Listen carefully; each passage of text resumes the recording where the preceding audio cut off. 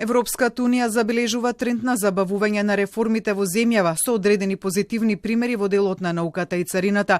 Оваа констатација на Брисел денеска пред Националниот совет за евроинтеграција и Комисијата за европски прашања ја соопшти евроамбасадорот Михалис Рокас, кој при тоа презентираше список на обврски кои земјава треба да ги исполни за да забележи напредок, меѓу кои уставните измени, имплементација на препораките на ОДИХР, избор на народен правобранител, измените на кривичниот законник, борбата против корупцијата, реформи во судството.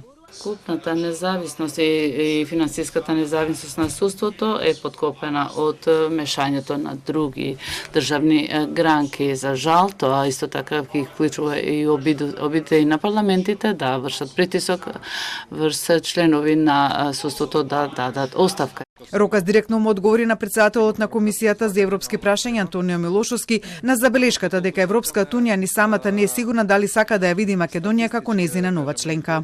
Европската унија секоја година не убедува дека сега е моментот и сака да не види како полноправен член на ЕУ.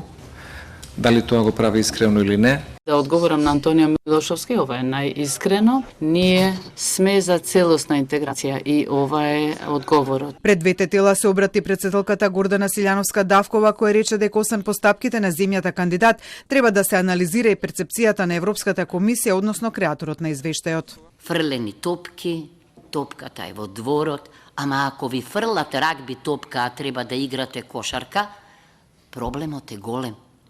Ако судијата е истовремено и капитен на тимот со кој што требате да играте, проблемот е голем. Затоа професорот Джозеф Вајлер ми се допаѓа кога критички ја анализира Европската унија. Вели дека и процесот на евалуација можеби треба да се преиспита. Претседателот на Националниот совет за евроинтеграција Венко Филипче од своја страна предупреди од ширење на пораки на евроскептицизам во телата во кои најмногу треба да се работи на европска интеграција. Ниту има алтернатива, ниту некој разговара за алтернативи во Европската унија, сето тоа се спинови на нечии изјави со цел да се намали дополнително желбата, ентузијазмот на граѓаните за вистинските чекори кои што треба да следат од страна на владата.